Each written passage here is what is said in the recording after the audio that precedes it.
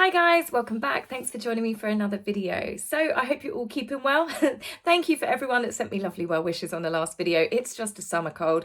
It's typical. The weather finally stops raining and the sun comes out.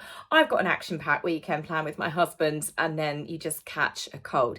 It is improving slightly every day. I've got some antihistamines to help, but my eyes keep streaming and itching and just nose, and it's just one of those horrible ear, nose and throat. I can hear my voice in my ears when I'm speaking and it's just gross. But that's enough about me. I want to send my well wishes to a friend of mine, Karina, who is currently not feeling herself. So this video, my darling, is for you. So take care and speedy recovery. So for the rest of you, let's start the weekend with a little chat to do with yesterday's video. I was reading through your comments and some of them were really interesting. I'm glad to see the general consensus from most of you is you don't like that statue either. I don't think it was complimentary. I think that they could have done a lot better. I think that she was aged. I think the colour was wrong. Loads of you said that the material and the colour, you agreed that it just didn't look right. It was too harsh because of the sculpture and the way the shadows are cast on her face. It was really, really aging. She looked masculine. Some people even compared the statue to look a little bit more like Theresa May. And it's the outfit as well. Let's be honest, that outfit, there's so many different outfits they could have picked for her. Something simple, something timeless, something that would have looked fine throughout the ages. But as it was, bearing in mind the statue was only made, in the last couple of years, they've used one of Diana's less flattering powerhouse 80s circa sort of business outfits that wouldn't have looked out of place on, the film Working Girl with Sigourney Weaver. So overall, I'm glad it's not just me, it's not the best flattering tribute, I would say, to the very beautiful Princess Diana. Now, another thing that was brought up largely in the comments was to do with the Invictus Games, how many of you agree with me and some of you feel that the veterans should turn their backs. Some of you are actual veterans yourself. And I think that, well, you probably know yourself better than me, but I think there is something very different between the servicemen and women that are attending and Harry, and that is regardless of their personal feelings, they will still be respectful, honour service and duty. And because Harry is there as the founder of the Invictus Games, then they will show the relevant respect. But inside, I'm sure they'll be going, get off the stage. But when you actually look at the photographs of the last time when the Invictus Games were held and Meghan gave her speech on stage and Meghan kissed Harry on stage and it was all about me, if you actually drill down on the photographs, you'll see there's people not watching Meghan, there's people not applauding. You do have a few people going, oh, isn't that nice? But you can generally see the look on a lot of people's face. They're unimpressed. Now, if they were unimpressed then, we've also had the Netflix fallout. We've had Harry obviously discussing the number of kills in the military, which is, you don't really talk about things such as that. He's upset military friends. And then obviously Meghan and Harry combined, they trashed the Queen's legacy. They trashed, the Commonwealth. They've done lots of things, haven't they? So I can imagine that we might see a few more angry and disgruntled faces in the background when the photos start getting released. In another appearance that Harry will be making, not at the Invictus Games, he's stepping foot onto UK soil without his wife. Yay! So Harry is flying over for the Invictus Games in Dusseldorf, which starts on the 9th to the 17th, and he's flying into the UK on the 7th because the one charity I think that he still has left in the UK, the WellChild charity, they've got their annual awards show. Harry is there to hand out awards, to spend time chatting with various family members, and it's being called into question the timing of it because obviously the next day, the 8th, is the first anniversary since Queen Elizabeth passed. And now it means that Harry is on UK soil and he will have his face in the newspapers. So I am in no doubt that when Harry is at the WellChild Awards, he will give a speech and he will mention things that will make sure that the media pick up on it. He'll do the references to his wife, to his children, but I bet you he says something about his grandmother. Now, whilst Harry is in the UK, people are saying they've got no idea where he's going to be staying because he has been evicted from Frogmore and he will have to ask the King. The guy is a millionaire. He can get a hotel.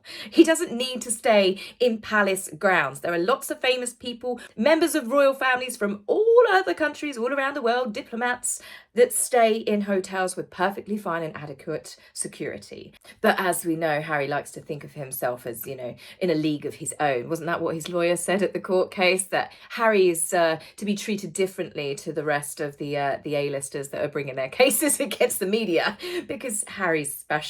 Yeah, he's special, all right. It takes a special kind of person to be that far up your own booty.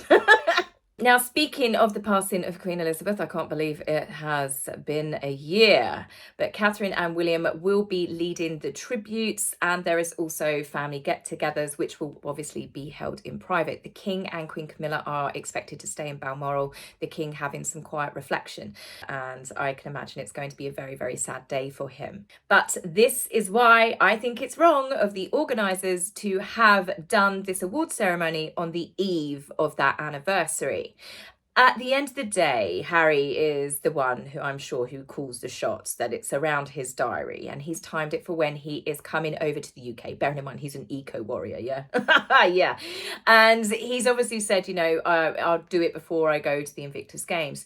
I'm sorry, I think that he should do it after the Invictus Games. He could do it on the 18th. I think the charity are playing into his hands, because it means that Harry's face will be all over the newspapers, as I said, no doubt making sure he mentions something that will have his face plastered across the newspapers.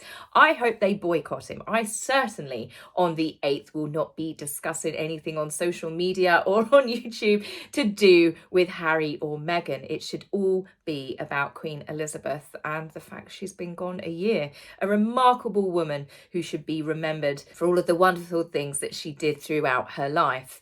And I just hate to see that little twerp trying to get involved and trying to, you know, basically get himself in the headlines yet again. You would think, Harry being her beloved grandson, that he would be more concerned with making sure that the 8th is all about her memory and her legacy. And as I said, it's just played straight into Harry's narcissistic, grubby little mitts. And I think the organisers should have moved it towards the end of the Invictus Games if it was done to suit Harry.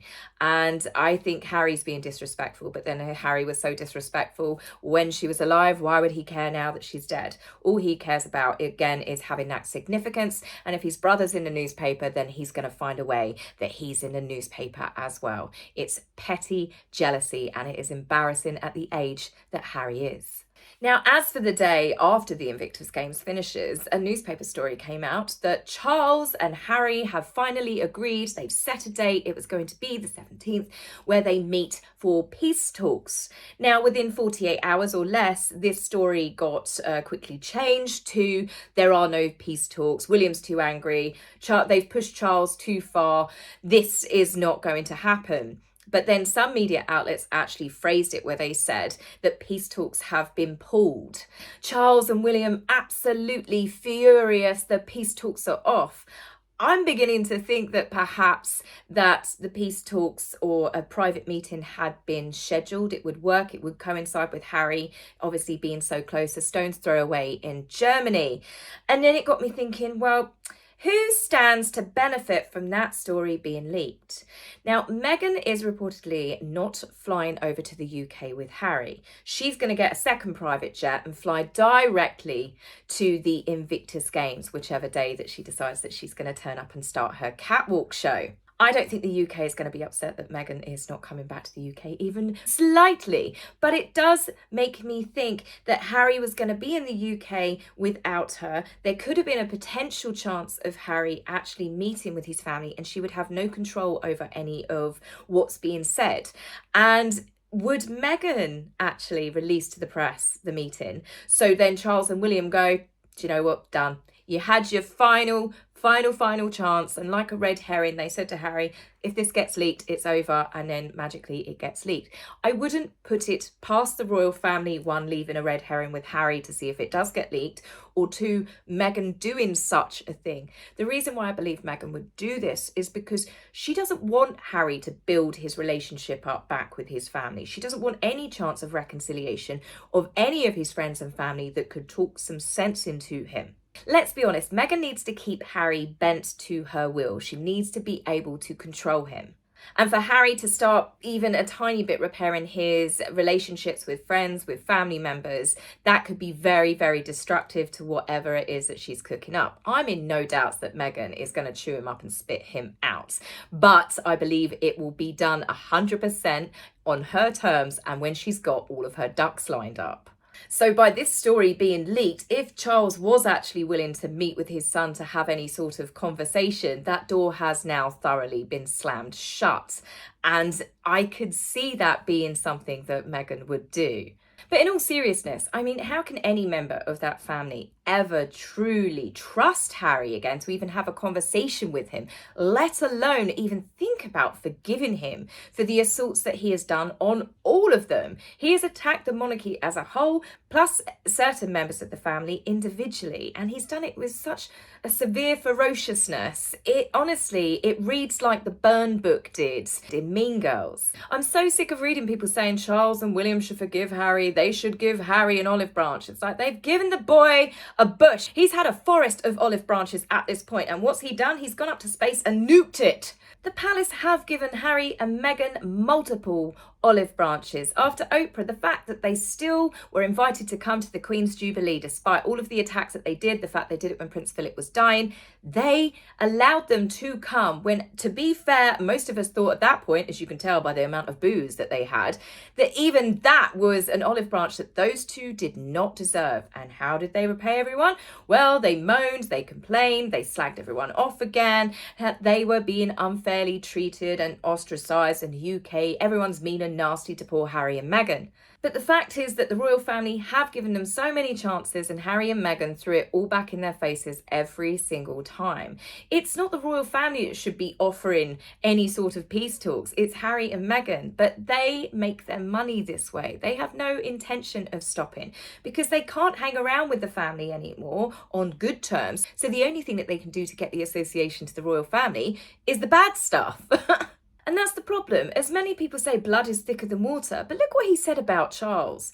This isn't a private family argument. God, none of our families are perfect. We all argue with our families, with our friends and stuff. But this was done publicly, not out in public that people overheard. Harry has literally told the world every intimate detail about, well, most of it has proved to be not true as well, but conversations that he's had, arguments that he's had, revealed intimate details to the point it's how he can ever with a straight face say that he and Meghan deserve privacy after what he's done to his family. He trolled his own family for money on a worldwide stage.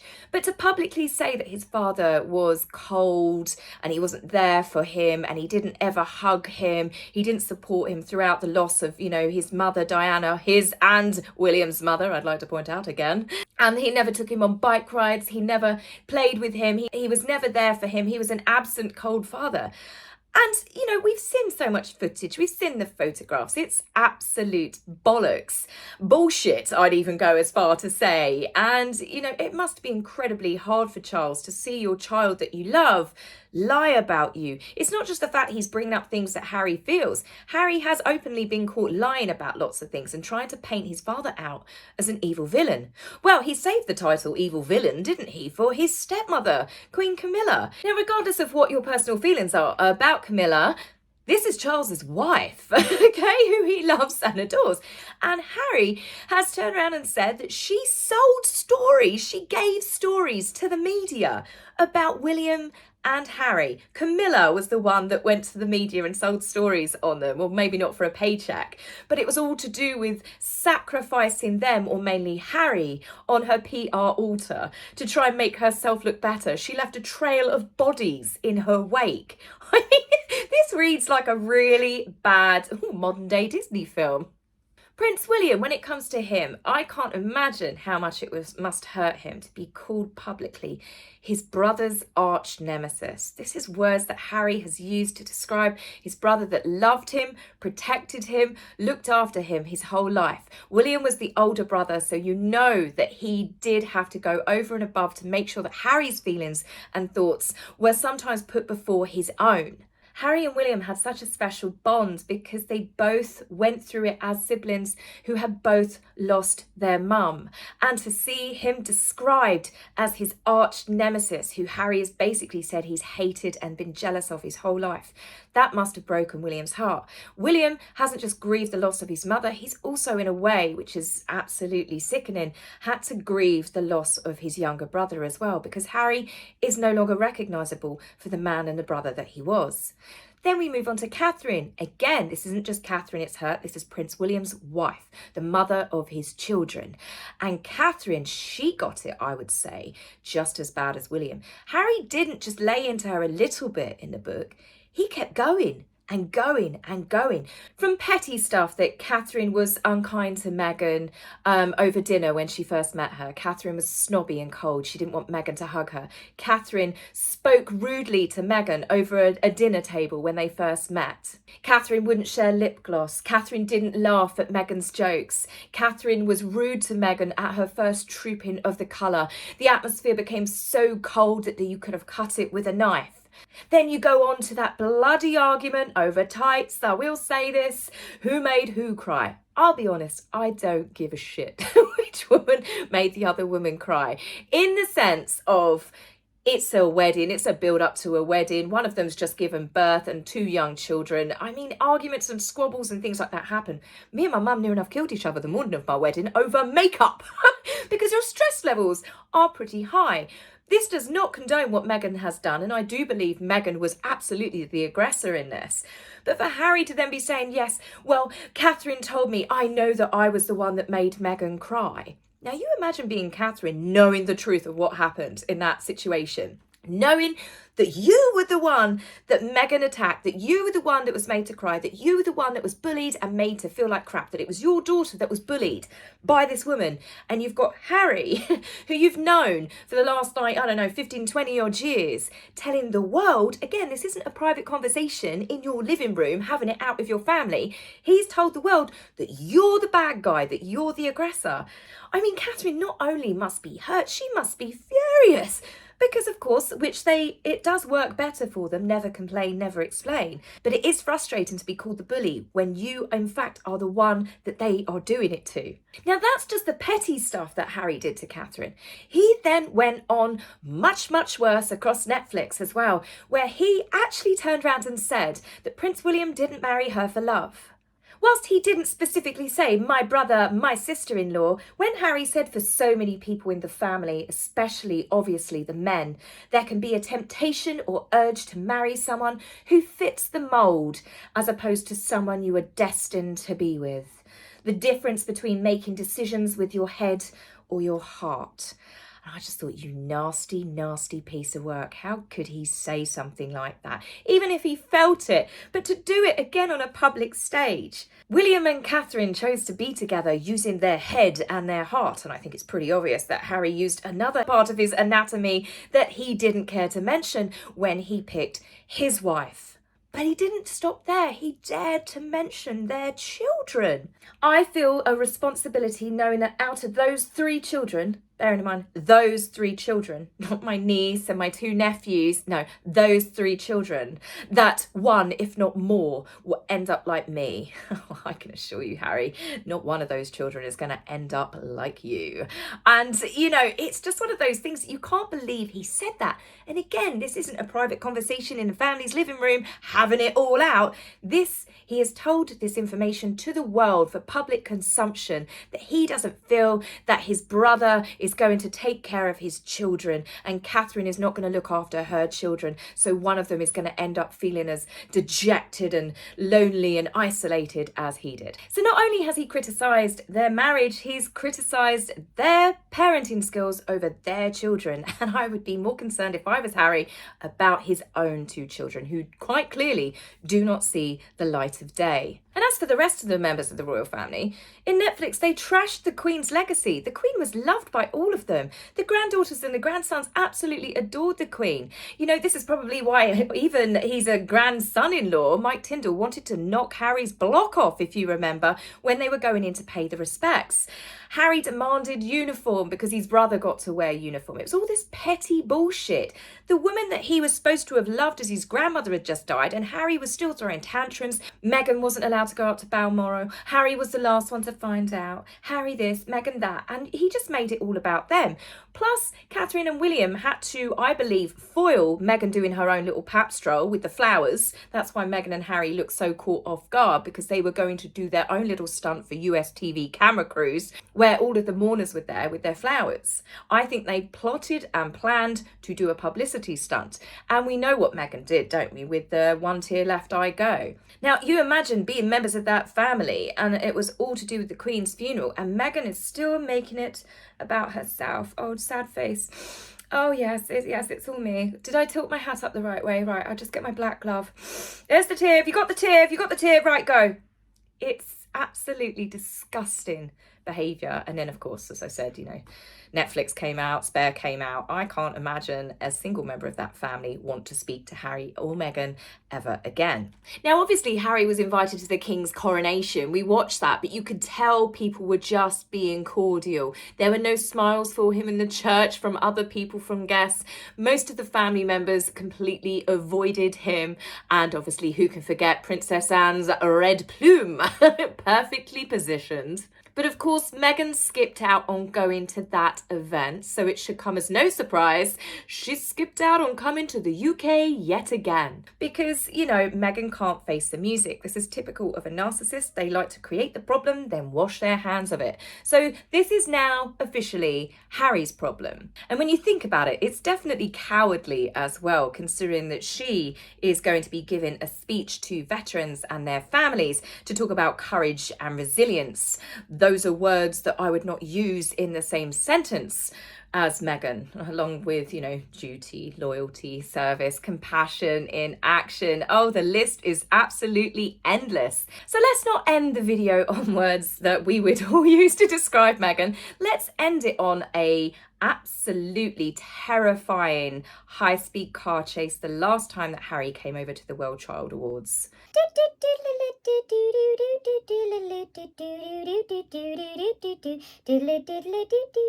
Honestly, it was truly nail-biting stuff, wasn't it?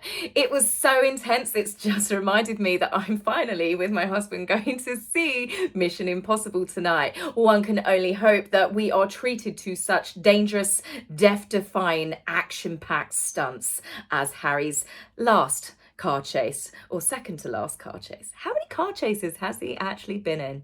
Anyway, guys, that's one for you to ponder. Love you lots. See you soon. Happy weekend. Take care for now. Bye.